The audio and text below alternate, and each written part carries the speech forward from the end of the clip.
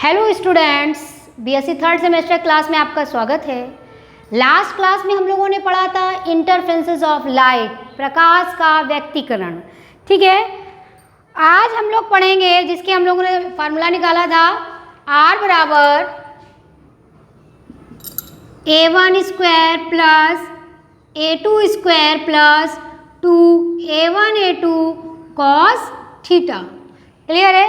आज हम लोग क्या पढ़ेंगे, उसकी कंडीशन जानेंगे कि इसमें कौन कौन सी कंडीशन लगती हैं, किसमें, प्रकाश के व्यक्तीकरण में, इंटरफेरेंसेस ऑफ लाइट में। सबसे पहला अपना क्या है, कोहेरेंट। सबसे पहला हमारा क्या है, कोहेरेंट। ठीक, इसकी सेम कंडीशन क्या है मैम, कि जब कोई हम लोग दो लाइट लेते हैं, दो प्रकाश स्रोत, वो क्या होने चाहिए, समपाती होना चाहिए। कैसे होना चाहिए, समपाती, मतलब उनका एम्पलीट्यूड और वेव क्या होना चाहिए, फ्रीक्वेंसी इक्वल होनी चाहिए। उसे क्या बोलेंगे हम लोग, समपाती। This is a called a coherent. कोई भी हम दो प्रकाश लेंगे, the two light source must be coherent. क्या होगा, the two light source must be coherent. ये हमारी क्या है, इंटरफेरेंसेस ऑफ लाइट की कंडीशंस हैं कि हमें कौन कौन सी कंडीशन में हमारा प्रकाश का व्यक्तीकरण होता है। तो पहली कंडीशन क्या है, कोहेरेंट, मतलब हमारे दो प्रकाश क्या होंगे, एक दूसरे के समपाती होंगे। दूसरी क्या है, सेम वेव लेंथ। दूसरी कंडीशन क्या लगेगी, same wave length. Same wavelength क्या है, इंटरफेरेंसेस के लिए हमारा सेम वेवलेंथ हमारी क्या कहलाती है, कि जो दो स्रोत हैं उनसे निकलने वाली वेवलेंथ, तरंग दैर्घ्य क्या होगी, समान होगी। क्या होगी हमारी, दोनों प्रकाश लाइट वेव की तरंग दैर्घ्य क्या होगी हमारी, समान होगी। सेम वेवलेंथ मतलब हमारी वेवलेंथ एंड फ्रीक्वेंसी क्या होगी, इक्वल होगी। क्या होगी, इक्वल होगी। क्लियर हो गई। दूसरी कंडीशन ये हो गई।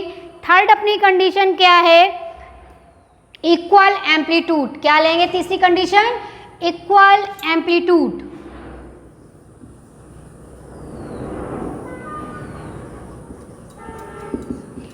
इक्वल एम्पलीट्यूड का मतलब है कि उन जो दो प्रकाश स्रोत हैं उनके बीच एम्पलीट्यूड क्या होगा, सेम होगा। मतलब कहने का आप कह सकते हैं तात्पर्य आयाम इक्वल होगा। क्या होगा, आयाम इक्वल होगा। तीसरी कंडीशन हमारी ये फॉलो हो गई है। चौथी कंडीशन की हम बात करें तो उनके बीच में लाइट क्या होगी, चौथी कंडीशन आप सीधे सीधे लिख सकते हैं, आने वाली लाइट एक वर्णी होगी। क्या होगी, आने वाला प्रकाश एक वर्णी। एक वर्णी का मतलब क्या होगा अपना, मोनोक्रोमैटिक होगी। क्या होगी, मोनोक्रोमैटिक। कैसी लाइट पड़ेगी, मोनोक्रोमैटिक। 5-6 पॉइंट कंडीशन तैयार कर लेंगे हम लोग का। ओके, ठीक है।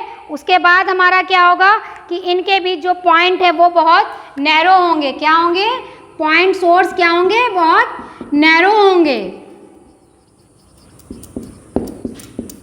नोट करते चलिएगा साथ में, पॉइंट सोर्स हमारे क्या होंगे, नैरो होंगे।